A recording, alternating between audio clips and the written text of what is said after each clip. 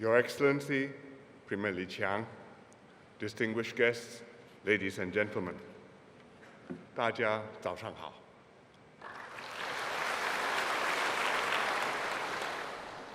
Asia is a vibrant region with enormous promise.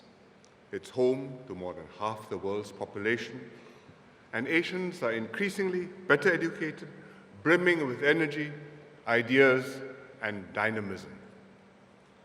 China is one of the biggest economies in the world. Its consumer market is huge and expanding.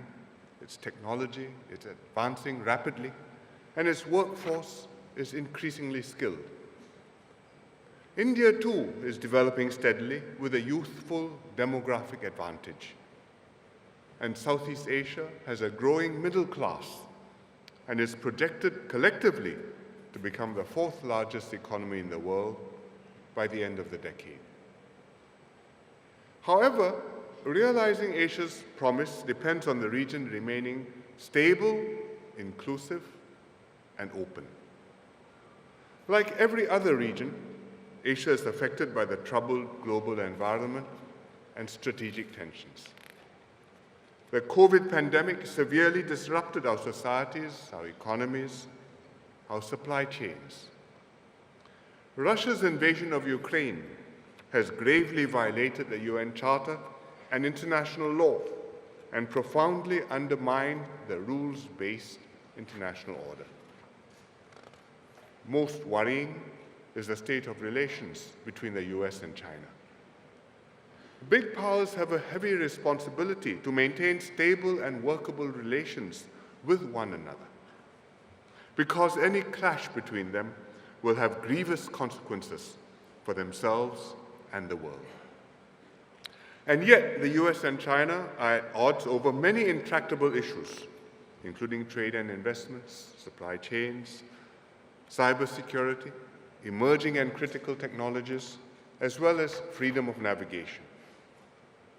We hope that China and the United States will succeed in stabilizing their relationship and establish sufficient mutual trust and respect to cooperate in areas where their interests are aligned. The world feels the impact of these tensions keenly. Progress on tackling urgent problems such as climate change, energy and food security, and pandemic preparedness has been severely impeded. Economic imperatives are being overshadowed by national security concerns. Countries are pursuing self-reliance and resilience by onshoring or friendshoring their supply chains. The bifurcation in technological and economic systems is deepening. And this will impose a huge economic cost on countries, as well as further exacerbate rivalries and frictions. Against this global backdrop, what can Asian countries do? First, we should continue to promote economic cooperation and good relations between China and countries in the region. China has become the largest trading partner for almost every country in Asia. It has launched also regional and global initiatives such as the Asian Infrastructure Investment Bank, AIIB, the Belt and Road Initiative, or BRI, and the Global Development Initiative, the GDI. Other Asian countries reciprocate China's desire to deepen economic integration. Post-COVID, we encourage a revival of investment, trade, and tourism flows. And we look forward to participating in new growth opportunities in China's dynamic economy. Singapore's own ties with China are doing well. We are updating and improving the China-Singapore Free Trade Agreement and raising overall relations to a higher level. Our government-to-government cooperation projects have matched China's priorities at different stages of its development. The latest project, the Chongqing Connectivity Initiative, improves connectivity between Western China and Southeast Asia, and it is part of the Belt and Road Initiative.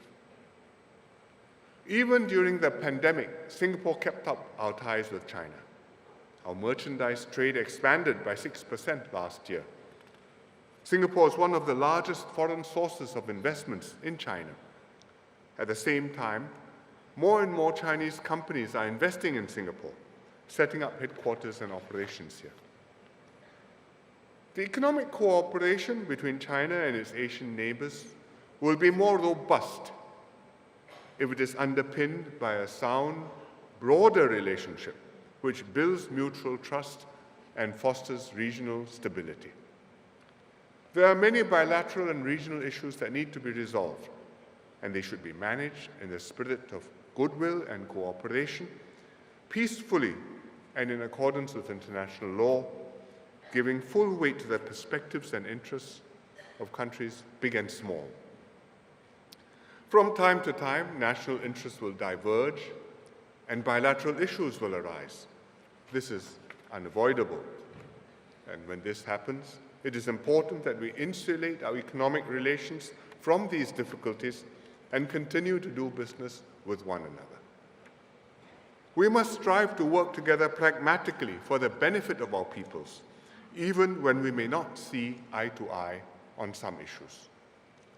This will enable all Asian countries to coexist peacefully with one another and enjoy the space and security to chart their own paths towards development and prosperity. Secondly, besides strengthening their ties with China, countries in Asia also need to deepen cooperation with one another. We should build a dense mesh of cooperation and interdependence rather than a hub and spokes model, because this will result in a stronger and more resilient region. ASEAN is a key organization that promotes cooperation in Southeast Asia. ASEAN member states are working systematically to strengthen integration among ourselves. The ASEAN Digital Economy Framework Agreement will deepen our cooperation in a sector which will only become more crucial and pervasive. And the ASEAN Community Vision for 2025 provides a roadmap towards a rules-based, people-oriented, and people-centered ASEAN community. ASEAN centrality also helps to link up partners across Asia and beyond. Mechanisms like the East Asia Summit, the ASEAN +3, and the ASEAN Regional Forum have brought major players together and offered neutral platforms for productive dialogue and engagement.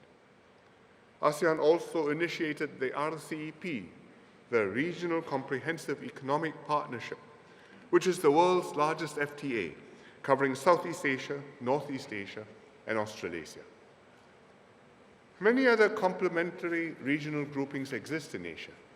These include the Comprehensive and Progressive Agreement for Trans-Pacific Partnership, the CPTPP, the Indo-Pacific Economic Forum, the IPEF, and the Digital Economy Partnership Agreement, or DEPA. These groupings are not mutually exclusive. They have varying memberships and often overlap with one another. Not every country needs to be in every group, but collectively, the different groupings build a resilient and interlocking network of cooperation among countries in Asia. At the same time, these regional groupings deepen ties between Asia and the rest of the world, and this gives our external partners stakes in Asia's peace and prosperity. Which brings me to my third point, that Asia should always remain an open region. As Asian countries develop cooperation among ourselves, we should also cultivate our relations with the US, Europe, and other parts of the world. For example, despite the tensions between China and the United States, their bilateral trade in goods hit a record high of close to $700 million last year. $700 billion last year. Other Asian countries, too, are keen to expand economic relations with other regions. Investments by European and American companies in Asia continue to grow. Asian countries are concluding FTAs with European countries and with the EU, and even with partners in Latin America. For example, Singapore has a free trade agreement with the Pacific Alliance. Strong economic ties across regions will foster greater interest among more stakeholders to engage constructively in Asia. This will encourage healthy competition, spur innovation and partnerships, moderate tensions when they arise, and make for a more stable and balanced region. Whether Asia can realize its promise will depend on how well countries in Asia maintain stable relations and cooperate practically and productively, both amongst themselves and with our external partners. As a very important economy in Asia, China has a big role to play in all of this. We welcome China's commitment to continue opening up its economy and to continue supporting multilateralism and regional cooperation. And we look forward to all parties contributing more actively to regional and global development and prosperity to benefit Asia and the world. Thank you very much.